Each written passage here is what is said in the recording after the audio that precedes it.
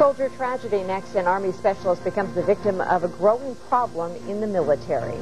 Lightning safety. A week into teaching you about the dangers involving thunderstorms and how to protect yourself. We're often rolling with plenty of traffic making that track down I-69, some wet pavement in some parts of town. The latest on your Monday morning commute coming up. And it is a wet start out there this morning. A look at the radar shows some pockets of showers where we see severe weather today. Details. Good news. Experts say lightning kills more than 60 people every year. It claimed the life of a 10-year-old Indianapolis boy just 2 weeks ago. This is Lightning Safety Week. Eyewitness News Sunrise reporter Ray Cortopassi is live where that boy died with more on how to keep your family safe this summer. Good morning, Ray. Good morning, Julie. Yes, 10-year-old Jeremiah Miller was fishing here with his dad at Mike Southport Fishing Lakes when the thunderstorms rolled in. He and his dad did make it back to the car that was parked under a tree, but were still outside when that lightning hit. The father survived, but Jeremiah became one of 15 people killed by lightning already this year. Now, the SkyTrack weather forecast with Chuck Lofton. Good morning. It's 6:16. It's also a Monday, and for some of you, it's been a rainy day and a Monday. And it depends on where. Some of you have not seen a drop of rain this morning, while others have seen some locally heavy rain. We're going to tell you about rain amounts in a moment, but first, let's get right to it. This is a look at our SkyTrack Doppler 9000. Well, good morning. It's 6:40. Some of you woke up to the sound of thunder and the flash of lightning this morning. And really, in the western part of our viewing area, it's a little bit rougher. The storm around with a high of 89 degrees. Partly cloudy and isolated thunderstorm 70 tonight. And my goodness, it gets very summer-like. And why not? It's summer. 90 Tuesday, 92 Wednesday, Thursday, some scattered thunderstorms, and 90 on Friday, too. You know, I was mentioning this earlier in the show, but I'm often asked, especially by parents, what book can I give my kids to teach them about weather? Well, specifically, this is the best book I've ever read on Indiana weather, and it's called Indiana's Weather and Climate. This is by the late Dr. John Oliver from Indiana State. John was working on this book. I was a contributor to this book, and he passed away almost when it was finished. But the folks at IU Press have gotten this together. It's available on Amazon.com, BarnesandNobles.com, Indiana's Weather and Climate by John Oliver. So that's a great book. But I'll have more on the radar in a few minutes. All right, Chuck, thanks. Required reading when trying to figure out our weather around here, that's for sure. Well, Quick Start Tennis is a new way to learn and teach tennis to anyone from kids to seniors. It uses a smaller ball and court. Sunrise Fitness contributor Dave Patania takes us to the tennis center, that is, to show us how it works. Good morning. Hey, are you looking for a great way to get your kids and yourself active? Well, I can think of no better way than tennis. It's actually called Quick Start. Welcome back. The time is 6:50. New on Sunrise. Police are searching for a husband who they believe stabbed his wife to death this morning in her Hendricks County home.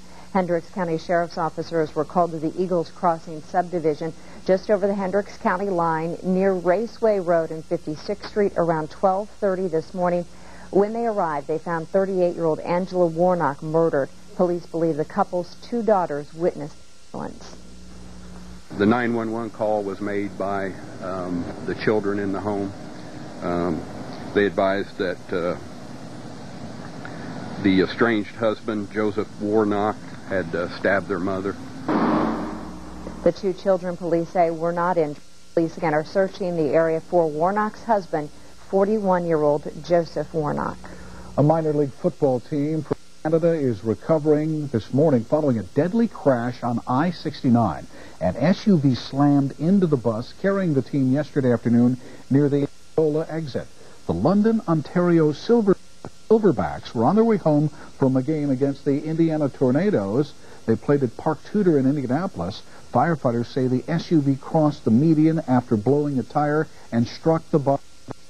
The driver of the SUV died. Two others in this crash have serious injuries, and crews treated about a dozen football players for minor injuries. Work resumes today at the Indiana Convention Center expansion project following the death of a construction worker last week. The work was held Wednesday when 55-year-old Stanley Roberts fell from an elevated lift. Investigators say Roberts' safety harness was not properly attached when the lift tipped over. The convention expansion is expected to be completed next year. Indiana lawmakers will go back to work today trying to hammer out a new state budget before the current one expires June 30th. The House and Senate remain at odds over the budget. The Senate Appropriations Committee advanced a version Friday that majority Republicans had hoped would act as a middle ground between proposals from Democrats and Republican Governor Mitch Daniels. The full Senate is expected to vote on both the budget and the backup plan this week. On average, more than 60 people die each year from lightning strikes. Countless others are injured. This is Lightning Safety Week. Sunrise reporter Ray Cortopazzi is live on the city's south side with a look at the awareness campaign. Good morning. Good morning to you. Yes, billions of dollars in damage and lives lost every year. It was almost 2 weeks here on the south side that 10-year-old Jeremiah Miller was killed by lightning. He was here fishing with his father when lightning struck. I'm Ray Cortopazzi reporting live on the south side for Eyewitness News Sunrise. Back to you guys in the studio. Ray, thank you. A special ceremony today at the Indianapolis Children's Museum. Museum officials will hold a dedication and preview of the new Welcome Center and extended skywalk. Indiana's Miss America, Katie Stam, is back home in Indiana today, where she will be introduced as a person for Hoosier dairy farmers. The Seymour native and University of Indianapolis student was raised in a dairy farm family. Her grandparents raised and milked dairy cows. Katie was also a senior 4-H member who showed dairy cattle at the Jackson County Fair as recently as last year.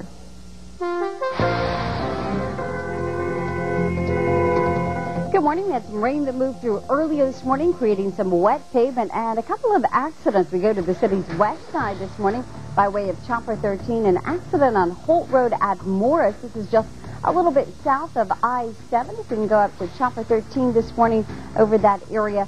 As you can see, a wrecker is on the scene, so it shouldn't be too much longer. But boy, this is a busy area in and out of some there on the city's south side. Stretch again, that's actually Holt Road and Morris, not 10th Street at 465. Again, Holt at Morris, just south of I-70. You still see the remnants of some wet pavement at that location. Going to be watching from that area. We take you up to County this morning. Later today, they are scheduled to close a stretch, and this is a heavily traveled area. State Road 334, just west of Zionsville, over Bushman's Run, going to be shut down until October. 865 is the suggested detour there, but I know some neighborhoods will probably get some use, although it is not suggested in that area.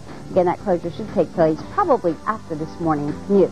A live look at your morning travels into the city's northeast side of town, and plenty of traffic here. Headlights in full force southbound I-69 approaching 465. We'll definitely keep an eye on your morning travels. All right, yeah, make sure you roll the windows up here today. As you head out. Yeah, boy, we had a downpour this morning. Now cleared out for a while, I guess. 1900ths of an inch of rain just like that. And this is Elk Week, by the way, Indianapolis. And I don't know if this is burning love, but we're going to be up into 90-degree territory the next few days. Here's the rain currently in the metro, Carmel and Noblesville. Seeing some light rain, a little bit heavier near Shelbyville and St. Paul. 2 hour west, this is where the heavy thunderstorms are. Brookston, Chalmers, Remington, we're seeing some very vivid lightning. And also now, this is approaching western Hendricks County from Linden to Ladoga, Roachdale, and Bainbridge, all the way down towards Cloverdale. I do believe within an hour we'll see rain on the west side of Indianapolis, and then we'll actually see some sunshine. Forecast today, 89 degrees with a couple of thunderstorms around. 90 tomorrow. We'll have more during the next 4 hours of the Today Show here on Channel 13. Could be Kentucky rain, you know. That's right. Come on. Getting a little slow with those Elvis hits, pal. Come on. Back in 25 minutes with another news update along with traffic and weather. And a reminder, you can always get that live radar at WTHR.com. Have a great day. It's our anniversary sale at Butler Toyota.